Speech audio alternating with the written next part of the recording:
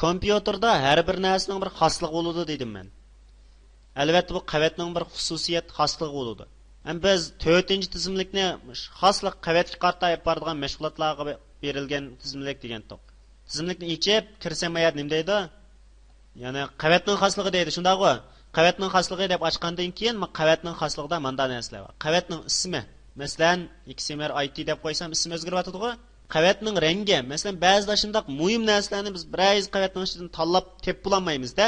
Masalan, xat doim tahrirlaydigan xatimiz bo'lib qolgan bo'lsa, yoki doim bir taraf qiladigan ma'lum bir qavatimiz bo'lib qolsa tep bulolmaymiz. Bu bir avorchilik bizga nisbatan. Unda bo'lsa mushning rangini boshqa chiqib qo'yaylik. Ya'ni ma'qul rangda bekitib qo'yaylik. Aya rang bekitildi-ku. Demak, bir xil rangda bekitib qo'ygan narsalarimizning hammasi bir turlik tava. Masalan, xat bo'lsa, tekstni ayrim-ayrim kirgizgan bo'lsanglar, bir xil rangda hamma qavatni shu xat va rangni bir xil rangda qilib qo'ysanglar, shunda serib topsizlar demakchi. Jazmlashtirdim. Bekitildi. Bu xasligini belgilash. Tahrirlash jarayonida yana mushu qavatni bir qancha nusxa ko'paytirishga to'g'ri keldi bizga. Ashundaq bir ehtiyojimiz chiqib qolishi mumkin. O'g'o oson. Ma'ni eklab, ining ustiga tashlab qo'ysam birisi ko'paydi-ku.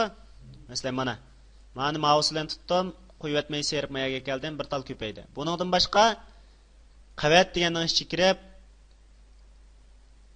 mayat nima deydi? Qavatni bir nusxa ko'chirma deydi. Ham ism qo'yib berdim. Ko'chsin dedim. Mayadni yangi bir tur qilib belgilab qo'ydim. Ham ma'noda ikki xil masala var maya qaranglar. Yangi bir xil qilib ko'chirma desanglar, aningda o tartibga kelib qo'ysam shu rasmning ichiga ko'chirdi ekan. Men agar shu navbatga rasmning ichiga ko'chirmasam shu rasmning ichini tanlayman. Ya'ni rasmning ismini. Ma'sim bilan ma'sim o'xshashdi? O'xshash. Mushagil qilib bersam yana bir nusxa ko'chidi. Men buni ayrim bir dan qilib chiqirib olmoqchi bo'lgan bo'lsam-chi.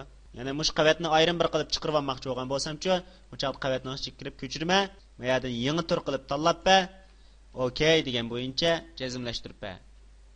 Desam, mayaga kelib, mana bunda olsam, mana qavatda okay deb bir qavat bor ekan-ku, qavat qilib berdi. Yoki bo'lmasa, mayad yana bir narsaga diqqat qilinglar. Ko'chirman yangi bir tur qilib, mushuninkidagi ismini men bekitib mayaga. Yaxshi deb mayaga bir ism qo'yib qo'ydim, jazmlashtirdim. Endi qarasam, ism yangi qurilgan hujjatning ismi nima bo'ldi? Yaxshi bo'ldi. Ishchilkisidan so'tchi ko'chsin bo'ldi. Ya'ni qavat ko'chsin, ism yaxshi bo'ldi. Mushundaq ko'chiramiz.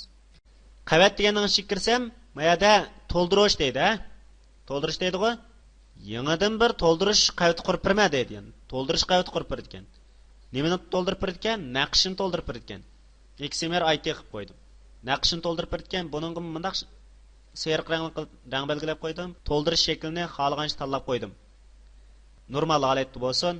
Süzüklük derecesini anın o'xshash 53%, 52% qilib tangshab qo'ydim. Tangshgandan yoq jazmlashtirdim. Mush gulni to'ldirib berdim, ha? Ma gulni to'ldirib berdim. Mush gulni to'ldirishqa bizning maqsadimizmi? To'ldirib berdim. Endi mening qavatim qarta hech qanday o'zgartish yapmadi. Unim o'xshashqa hozir, shundaymi? Abi yoq 53% bilan o'xshash. Unim o'xshash. Ammo mening mayat qavatim qanday turdi? Saq turdi. Ya'ni meni bundaq o'chirib etsam, mening qavatim joyida. Mana bu to'ldirishning nihoyat eplik bir xil usuli.